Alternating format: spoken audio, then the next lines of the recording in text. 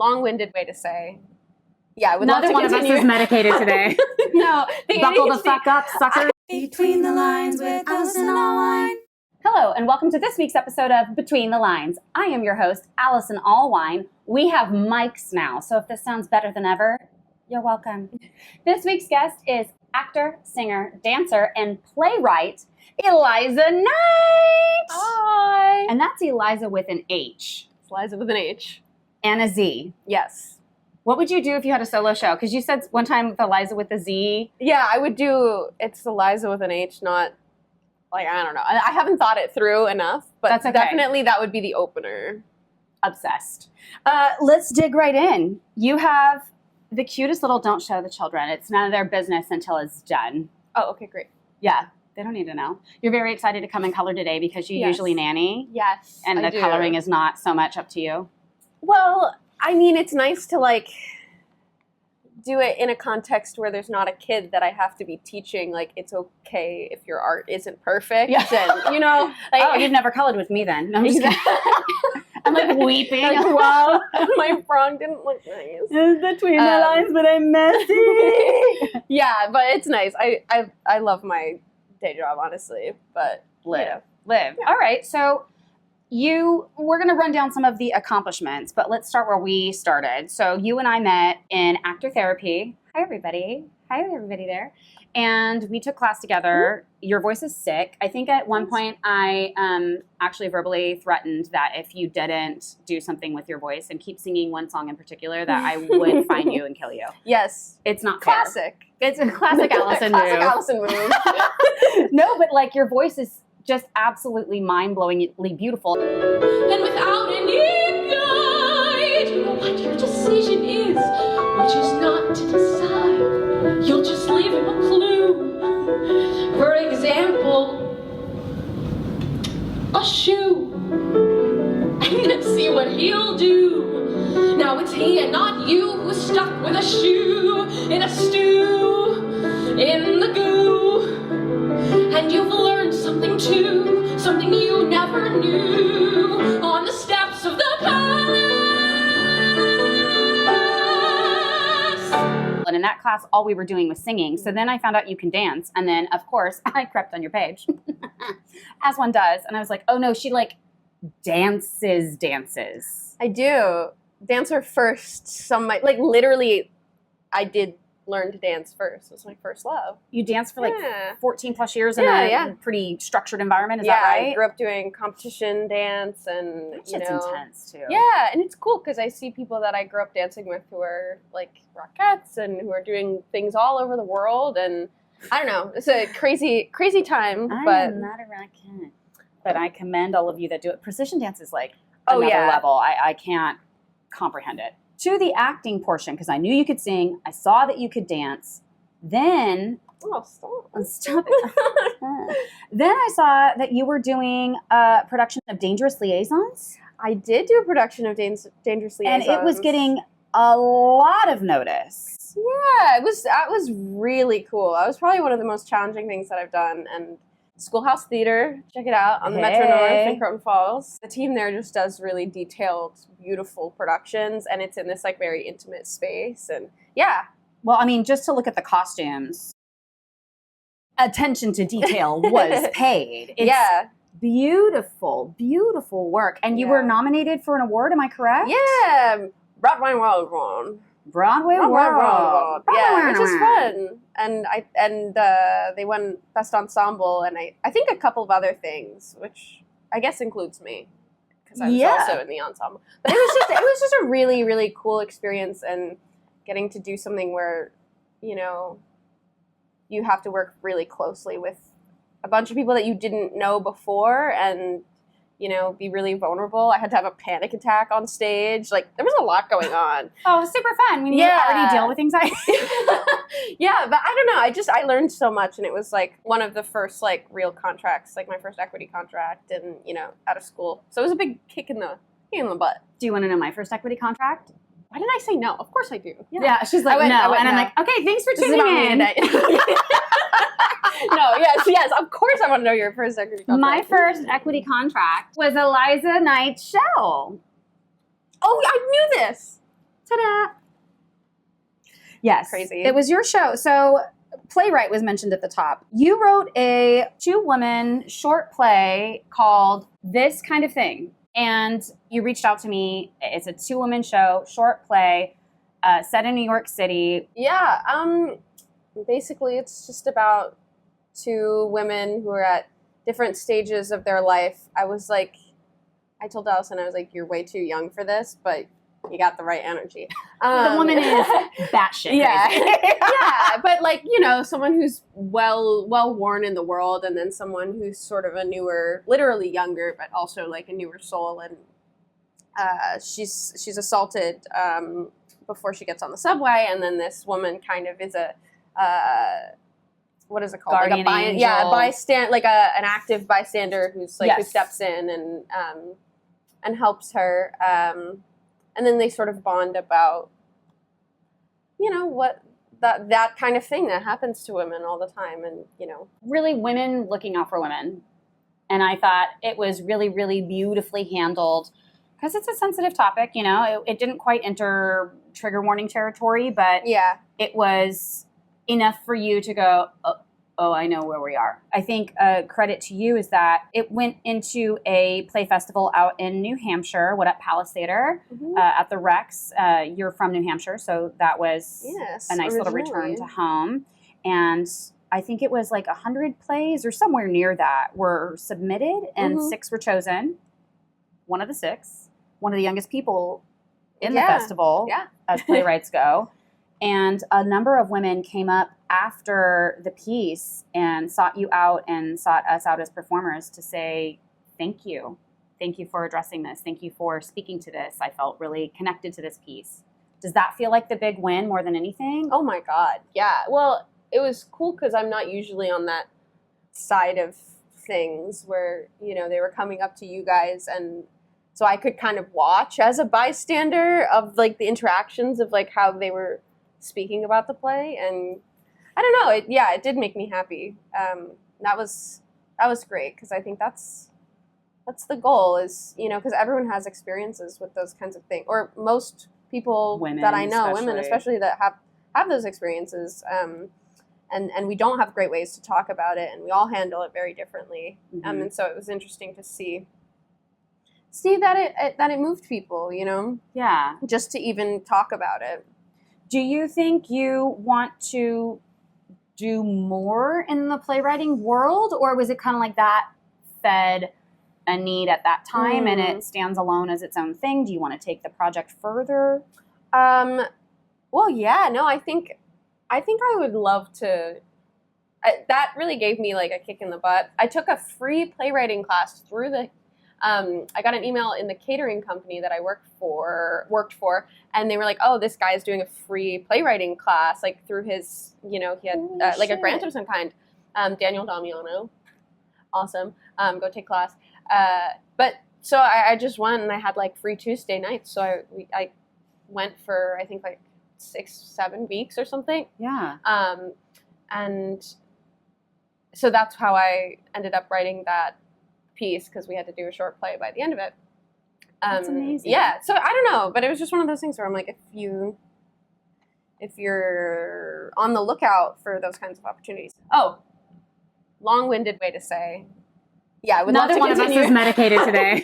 No, Buckle the fuck up, suckers. I literally looked at her and I was like, I forgot to take my ADHD meds today, so it might be a little rambling. All I have is L-theanine, and so we're both writing a couple L-theanine gummies right now and hoping for the best. Not too crazy. Yeah. Cheers. No, here. But yeah, no, I think I would love to continue to do that, and that's kind of one of the next steps for me, is I want to finish writing a full play this summer. And yeah, because I got a writing minor in college too. Oh, well, what? Yeah. Girl. So I don't know. I don't know. I I don't know. It's like in my blood or whatever. Like, but yeah, I don't know. It's a part of me that I can't give up, because it also makes my other work better, I think. Absolutely. Getting to step on the other side of creating the character, getting to think about things outside of your own I mean, you shouldn't just be thinking of your own motivation as an actor, but a lot of times it's the trap that we fall into. It's true.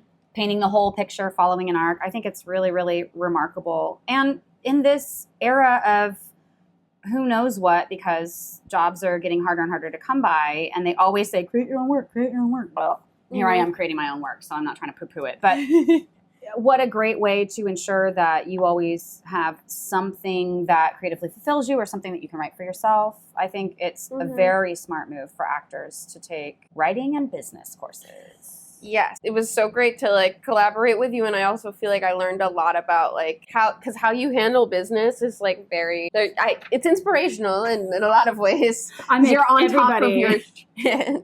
Can we curse on here? Yeah. Oh my God. Fuck yeah. Okay, great. Yeah, I make everybody save receipts. I'm like, no.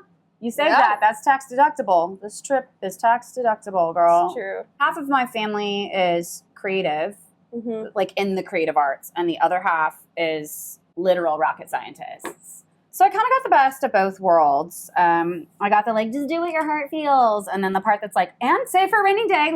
Yeah. And save for a rainy day.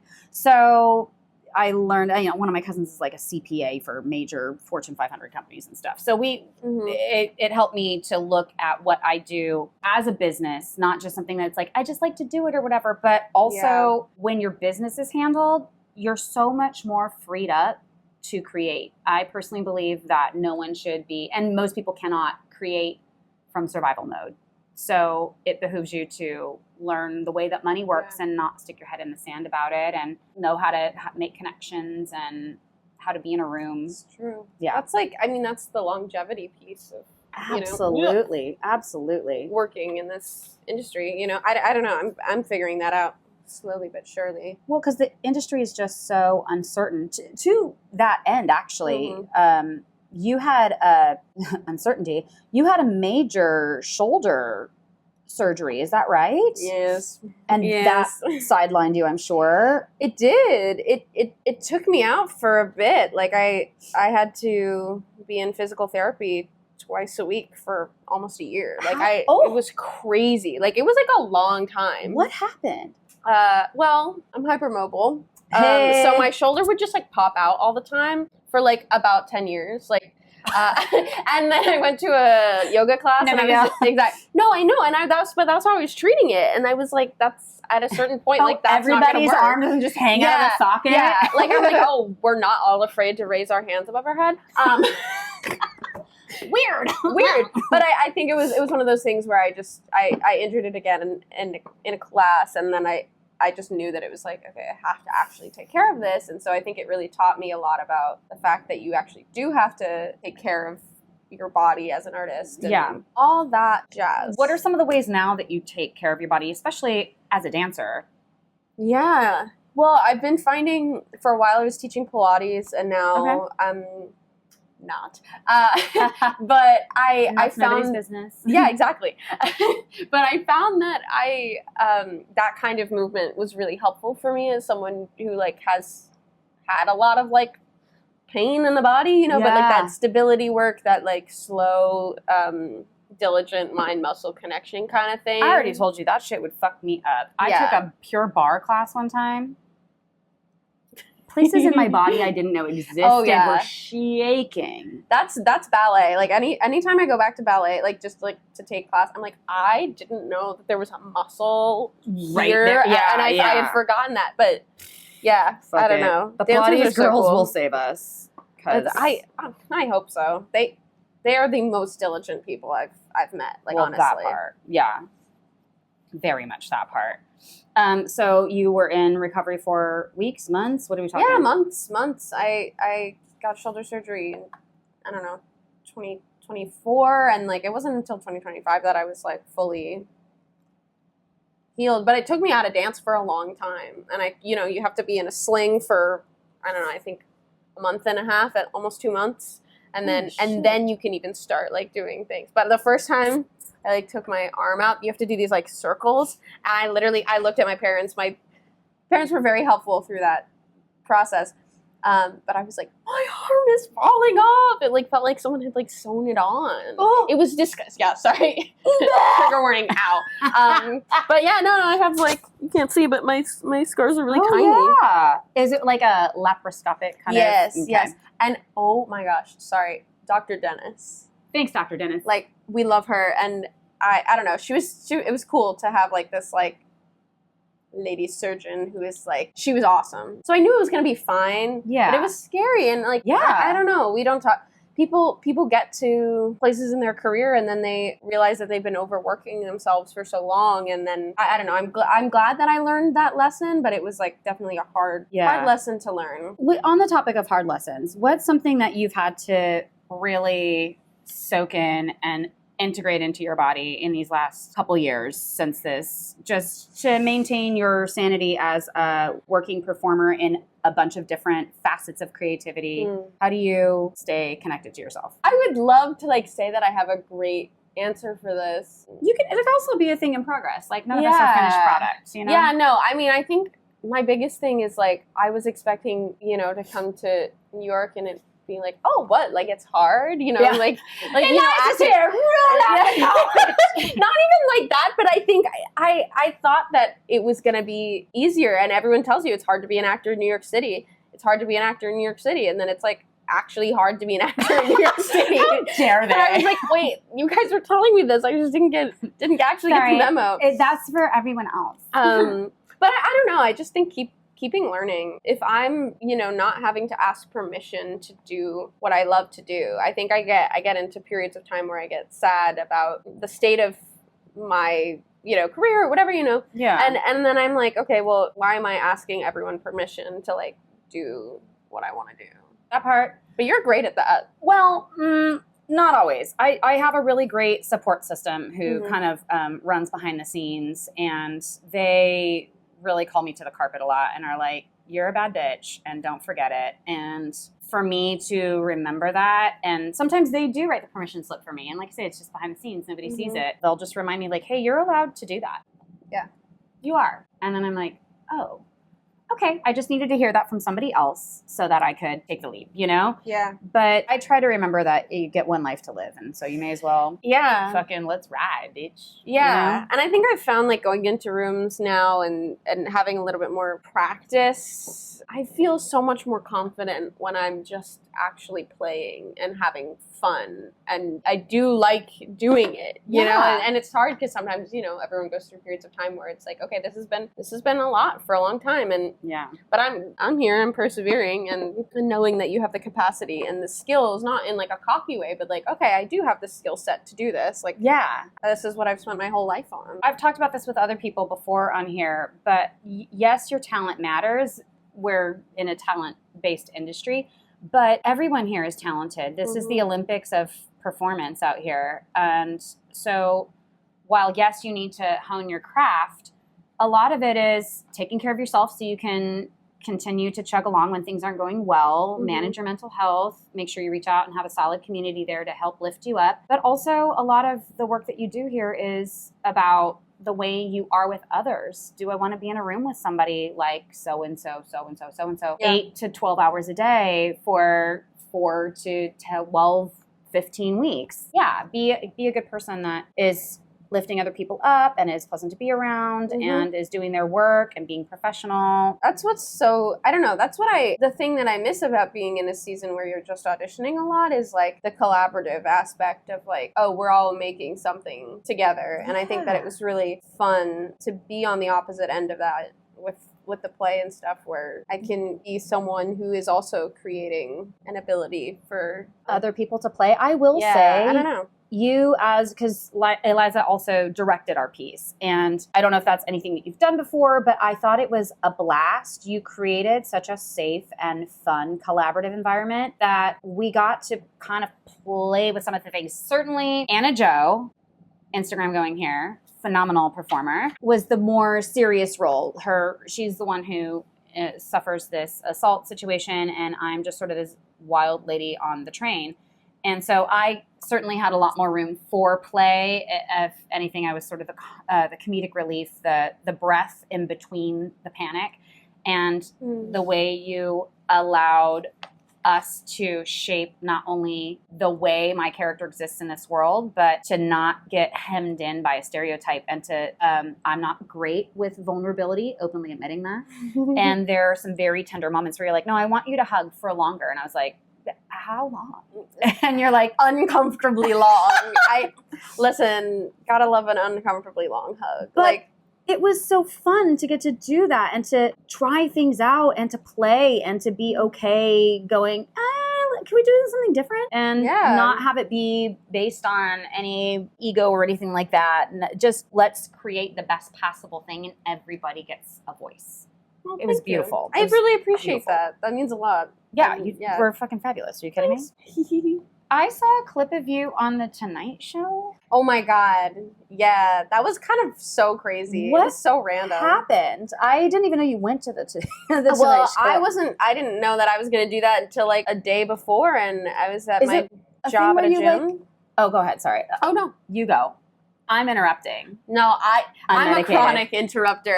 But I love the idea that like ADHD people like just Keep you know, going. that it's not a rude thing. It's just a way of speaking. Right. It'll It'll be fun and games until I have to edit. yeah. Oh yeah. What was I saying? Oh, I was gonna say, is it like a seat filler thing? Yeah, I mean, I think it was just like I had someone at the gym was like, "Hey, I have 2 tickets to like go," and a friend of mine was like, "Why? Like, you have to go." And so it was literally just like I got there, and then we sat down, and I had this like weird feeling that something was gonna happen, and then they like turned the lights around, and I was like, "I guess it's my time." Like, and then he just like looked at me and then started talking, And then it was all a blur. yeah, but it was cool. He smelled nice. He smelled nice. What did he smell like besides Money. I don't know, like a Labo or something. I don't know. Many. Yeah, money. But I don't know. It was really random. I think sometimes when those things happen, you just have to take it and run with it. Absolutely. What's another time that you've taken something and run with it and been so pleasantly surprised? I think maybe the playwriting class. I was just Yeah. like, why would I not do that? Like, it's free. Like, I have that time. And not much in this city is free. Yeah. What is a favorite role that you have ever played? You know what's kind of crazy? Hmm. I don't know why this is the first thing to come to mind, but in high school, I got to play Donna in Mamma Mia. Okay. Which is like, I was like, what, like 17? Like, look at me now. I know. The way high school will do the most wildly inappropriate Yeah. shit. And Yeah. they're like, all right, we're doing Mamma Mia. Yeah, that was I know fun. you're all 16. One of you has to be a absolutely scorned 55-year-old woman. And that's And gonna you're be tall, you. so it's yeah, gonna be you. exactly. Played Viola in the 12th Night the Musical too, which was cool. 'cause is was that like- a real musical? Yeah, yeah. Oh. And it's Shane Taub. What? Yeah. And I got to sing like this 4-minute song that's like the most beautiful like I feel song so about you can look it up. It's You can look it's it up, great. and I fucking did. I dare you to look it up. About identity and about like being in love and not feeling like you can be yourself. And I don't know, it's just so great. So anyway, Yeah. that was kind of fun because also I got to, nobody knew what was happening. You know, like Yeah. not a lot of people knew the show. So I could kind of do what I wanted with it. Oh, I love that.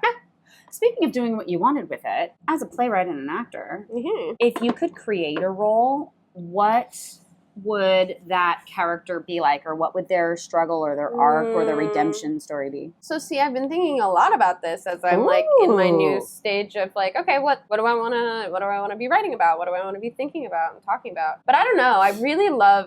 I'm kind of in this phase of thinking about how much I love a one-woman play, which is very like I love a one-woman play. But you know what I mean? Like I have this like theory that I'm like this could be really fun as a project. So I think something like I don't know, prima facie or like a play. Yeah. Some kind about, but that I guess is I don't know, maybe something like that. Okay. Liv, girl, you're talking to somebody who's trying to figure out her solo cabaret at the moment. So don't feel bad for being like, I'm working on a one-woman show. I'm like, I'm working on a thing for me, about me, starring Exactly. me. Hey, you know what? If you're not going to be about yourself, I don't know. Let us be a little bit more like, self-assured. Well, I think too, as women, we're kind of told like, no one wants to hear that, or, shrink it back, or like, are you being selfish? Meanwhile, mediocre white men are out here fucking throwing their hat in the ring for every goddamn thing, and look at the fuck-ass mess they've made. So, ladies, take your power. Do your shit. Yeah. We support you. We want to hear more from you. Please. Please, for the Please. love of God. Let us all. Please. Let us all be listening to one another. Okay, so wait. So your dream role would be a one-woman show. Yeah, obviously I want to do all of the classic musical theater things. Like, I want to do That is so Maria and suited to Sound of you. Music. I want to do, Carousel. I want to do I think you all have of quite a them. classic face. Have you heard when Thanks. people say they have iPhone face? Yes. Yeah, I you do don't not have have iPhone iPhone face. face. Yes. You have Thanks. like Bridgerton Little Women face. Thank you. Yeah. It's chronic. I really am very interested in doing much more like film, TV stuff. I've worked a lot on that as a skill and have been auditioning a lot with that stuff. And that I really... If you had to pick a TV enjoy. show to be on, what would you be on? I'm going to say Gilded Age for you now so that you can't use it because that's the lowest hanging fruit, but also would you be fabulous on that show? Thanks. Kind of like the weird... Some weird stuff. But I feel like Palm Royale is really funny. Like... Kristen Wiig and Kristen who's the Wiig. other? Allison... No. Yeah. And there's, I don't know, something funny, or, I don't know, like The Testaments or something. I'm here for it. I have a whole list on my phone, but That's good, though. You know what? The number of people I know who I'm like, oh, well, what do you want to do? And they are just like, blink, blink. And I'm like, you haven't done any research? Yeah. If you don't know how you're selling yourself, how in the world is anybody going to find you? Or once they do, how are they going to know where to put you? You got to decide that for yourself now. So I love that you've done the research and you have your list of things and you gear yourself toward them. I feel like that's something that has taken me a long time to figure out. I mean, I don't even know if I'm fully figured that out, but I know I'm a lot closer than I used to be. Can I offer a bit of encouragement with that? Sure. I'm way on the other side of life than you are, and I am also not sure, still figuring it out. Yeah. So I think unless you're one of those rare magical birds who is like born into the essence and the body and the time and space to just plop right into the industry at the right place, right time, unless that is your story, which is 1%, everybody is in a phase at one time or another for a fairly decent duration of their career trying to be like, I don't know where I go. Yeah. I very much have gotten that from a lot of people that have been on the show and other actors I've talked to. It just seems to be a chronic situation. Don't be hard on yourself about it. I'm in the process of clarifying it. I think I've had a lot of time to sort of branch out, and now I can kind of pull the excess. And yes. I don't know. I like that reframe. I think words really matter, and I think the way that we describe our dreams and goals really matter, and the more open-ended and certain you can be about that, the better. Do you ever go karaoke? Yeah, the other day I was like, I should just like do a karaoke by myself to like Yes, party bitch. I'm really like I'm trying to like be, do like the soothing the artist, self or whatever. Are you doing you said you're doing the artist. I am also doing the artist way. Summer. 'Tis the season. Yeah, summer. But yeah, every once in a while I'll do some karaoke. What's your go-to karaoke song? Jolene. It's just like... Move over, Dolly. Here we come. Don't cancel that Vegas tour. Because nobody can be like, you can't fuck up Jolene so bad. Like, oh, you're doing good. Thanks. Oh my God, you're almost done. I'm almost done. Yes. Okay, we're at a very good pace today. Yay. So what do you have coming up next? We've talked about the possible things. Do you have anything that's like set in stone or that you're like really, really focused on? You know what? Auditioning. Amen. That is what I'm focused on. And finding the right team for me. Oh, are you not repped at the moment?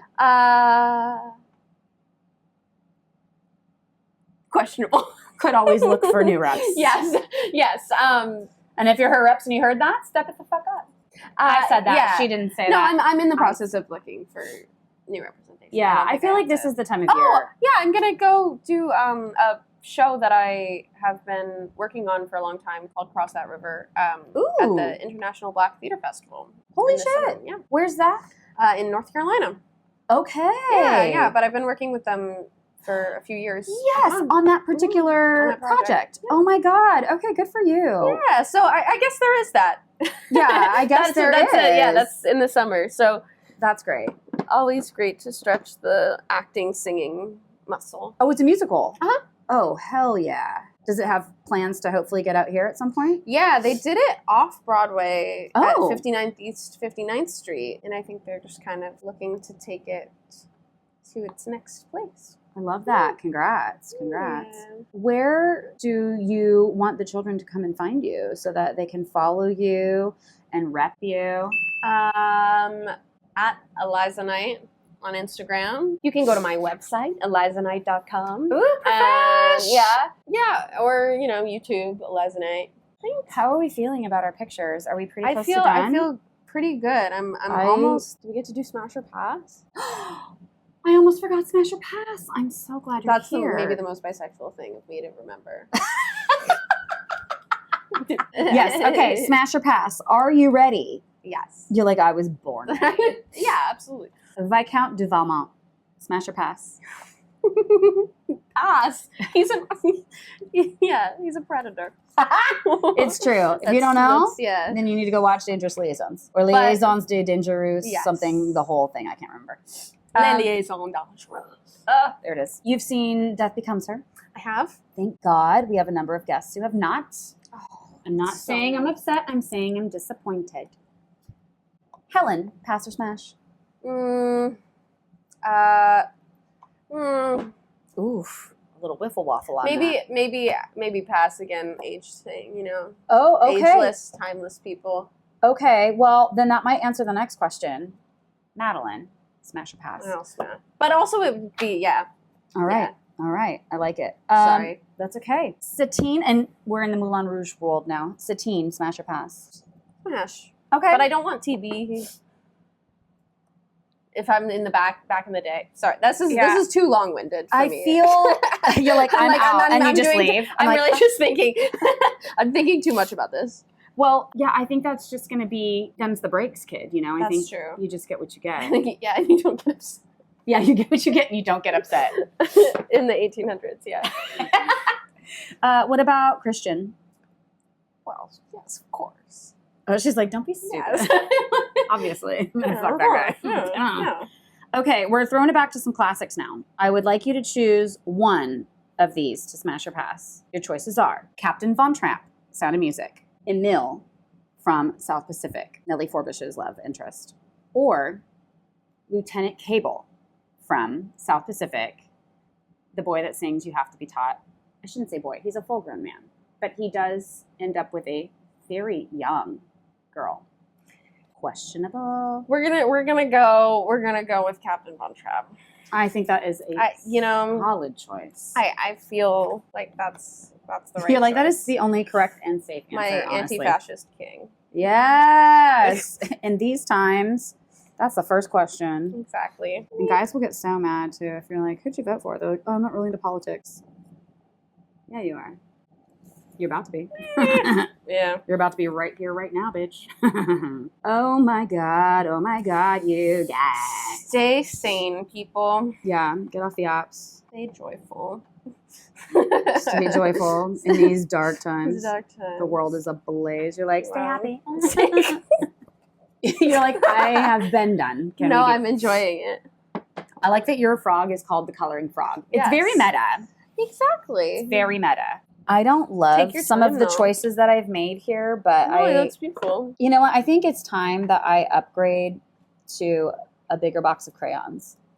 We just got microphones, and now I want the world. Yes, but I like that it's with crayons. Like that feels nice. Like, Well, yes, I want to get, and hear me out, the 64 box.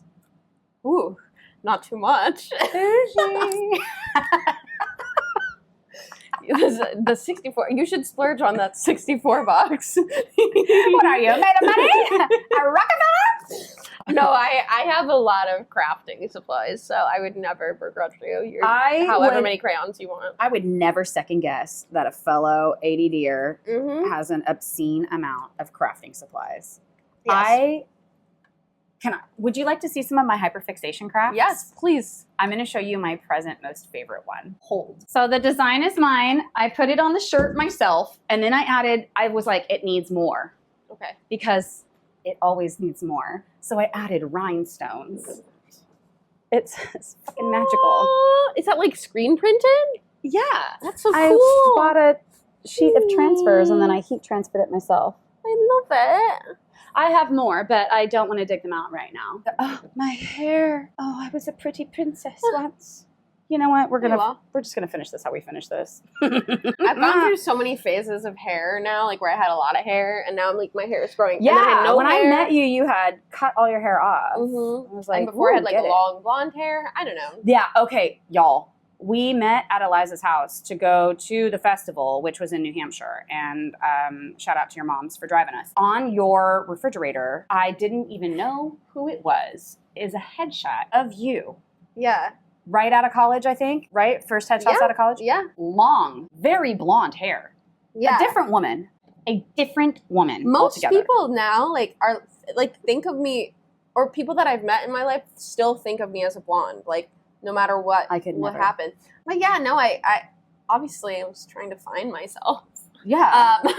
But I think I just was like, oh, this is something that I could never do and still, be successful or be whatever, like, oh, this is like the look that I've created.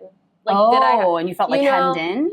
Yeah, or like, and I think I just wanted to be seen a little bit more, like my, because I didn't always feel like I felt like I fit into the like blonde MT girl, kick your face. Like I am that, and I can be that, but I think it didn't feel as authentic as I wanted it to, and so now I'm kind of in the middle. I love that though. Yeah. I love the giving yourself permission, especially because this industry is so much about your looks. Like I've always wanted to have like turquoise hair. I don't know why. That does not surprise me. I don't know why. I just think it looks so cool. Yeah. But I would never, especially now at my age, I'm like in the mom's category now. I would never get cast if I had that. And someone's like, just wear a wig. I'm like, it's presently 957 degrees outside, like the surface of the goddamn sun. You think I'm going to put a wig on my head right now? Yeah, and it's like the whole idea that like, oh, they'll wig you, but I don't know. Like they'll wig you, but like, do I want to make casting jump through that hurdle to see me? Nah, I'm not trying to do all that extra shit. So if I want turquoise hair, then I'll get a wig for that. Yeah. I had pink hair in college for like a little bit because I knew when I got out I would not be able to do that. That's the way to do it. You said, let me just jump on that train right now. And when I'm an old woman, I'm going to have like lots of different color hair. That's my plan. I don't think I have a picture of it to insert here, but my mama had like platinum blonde hair, and underneath she had, it was like really short, like short mom hair. But it was like baby hair. It was like a baby chicken, just like, and she had hot pink and hot purple under here. It sounds crazy, but if you knew Rusi, it was literally sheer perfection, no notes, exactly perfect.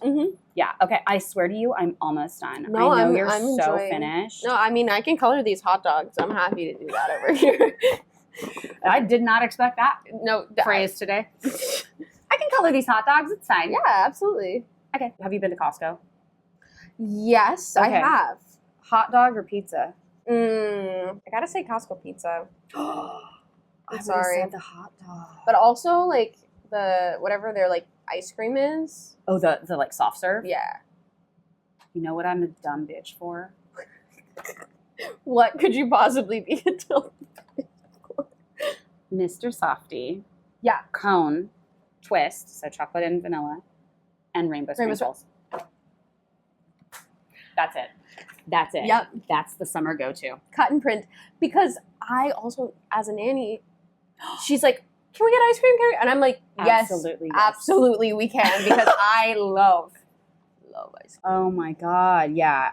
Anytime I get off the train and Mr. Softy is right there by the park, I'm like, hey, old friend. Yeah. How's it going? It's a joy of living in New York. Yeah. Look, everything's expensive. That shit's $4. That's all I got to say. That's all I got to say. $4? $4 for my happiness? Priceless. Where do I sign? What is a food from back home that is like, because I'm about to go home. I'm about to go on a flight back to California and visit friends and family. And whenever I touch down, I have some go-to things that I'm like, I got to get it. I got to eat it or I didn't actually come home. Oh, yeah. What is it? Well, I am also from Arizona, Tucson. Okay. That's where I went to like middle school, high school, whatever. Yeah. In and out. Yes. That's like, yes. I'm like immediately. Probably also just like Mexican food. Doesn't doesn't quite matter exactly what I'm getting. I'm going to whatever I say want it, in the moment. and it's going to be a brave but controversial opinion for some folks out here. New York does not have good Mexican food, and you don't have to. It's Cuban, Dominican, and Puerto Rican food out here, and you do that shit like nobody else. But I'm going to tell you right now, you don't do Mexican food as good as the West Coast, and you never will, and that's okay. I feel like I was very spoiled in Tucson for all of that. Oh, hell yeah. We have a pizza chain back home in Fresno. Well, the Central Valley, but I kind of grew up in Fresno, I guess you'd say. Mm-hmm. And I grew up in Fresno. We have a pizza chain there called Me and Ed's. And when people are like, yeah, but you have pizza here. No, it's not Ed. Or me. It's not the same. It's not the same. It's the cornmeal crust. Ooh. Girl. Oh, yeah. No, I know what you're Oh, yeah. my God. Yeah. I'm getting that when I get home. Don't talk to me. Yeah, That's you're what I'm going home eating. And I'm getting their Supreme Pizza. And that's that. And no one can stop me because I have grown-up money and that's what I'm going to do with it. That's what I'm going to do with it. What would you do with your grown-up money if you had enough of it to do what you want to do? Oh. Besides solve the world's problems. I would get a financial advisor. Which is so boring. And then but that's how you make sure you keep your money. Yeah. And then I would maybe a personal chef. Oh, you don't like cooking? I love to. But it's just like, one of those things where it would be nice to have. Yeah. You're like, I've done a whole day. The last thing I want to do and I do is... Okay. I don't know. Lots of options. Get into it. Yeah. Would you want to live in New York forever, or do you want to... I don't know. But I think I feel solidly New York for the next at least 5 to whatever business years. I do love it, and it does feel like home. How long have you been here? This is like my 3rd year here. Okay. Yeah. That's not, you came out here right after college then? Mm-hmm. Okay, Liz. Yeah. Did you come out here because this is where you wanted to be, or did you come out here for work? Did a job bring you out here? Well, no, I came out here because this is where, this is where the work is. Later. Yeah, that's what they say anyway. Yeah. TBD. Yeah, and I went to college upstate at Ithaca, so. Oh, okay. I would say, people just kind of came down, and so I have a lot of friends who live here, and it wasn't a huge move. No, Anna Jo, the other actor in the show. Okay, perfect. Yes. Perfect. You know what? I have some very exciting news. I finished my photo. That's amazing. I finished my frog, and you got a bonus hot dog. Oh my God. It's a good day. Okay. You have that show coming up in North Carolina. Everybody can find you on Instagram, YouTube. Let's do a big reveal. 1, 2, trace. Yeah. I love it. Oh my God, it couldn't be cuter if we tried. Aww, look at she's it. so sweet. He got some confetti. I love. Yeah. I'm obsessed. It's the coloring frog. He is the coloring frog. I feel like, I'm not. Thanks. You're welcome. I appreciate that. She's beautiful. Thank you. She is the moment. Do you know her, Sure don't, but I feel like it's Flood or something. I feel like this is like a new rendering of an old pony. Mm-hmm. I feel like I might have had this pony at one time. In fact, I feel very confident actually that I had this pony at one time because it had the iridescent wings and you push the button and the wings would go up and down. Oh. Yeah. I think that's who she might be. Pony-ish. Fluttershy. Oh my God, I'm so good. Oh my God. Wow, you got it. Somewhere in the recesses. My 1980s kid was activated like some sort of sleeper agent. I came up with the name Mondo Duplantis the other day. The guy who does the pole vault. And I was talking to Andrew actually, and she was like, "Oh, what's that guy's name?" And I was like, I would just never know. Because I'm not used to remembering shit, so you're like, I would. Yeah. And then that just jumped out of the tub. Oh my God. Okay, well that is everything for this fully unhinged and unmedicated episode of Between the Lines. Big thank you to our guest, Elizah Knight. Thanks. We're going to come back next week. Do I know who's going to be on? Not so much. But you know what? Tune in anyway. We're going to have fun. Okay? Bye.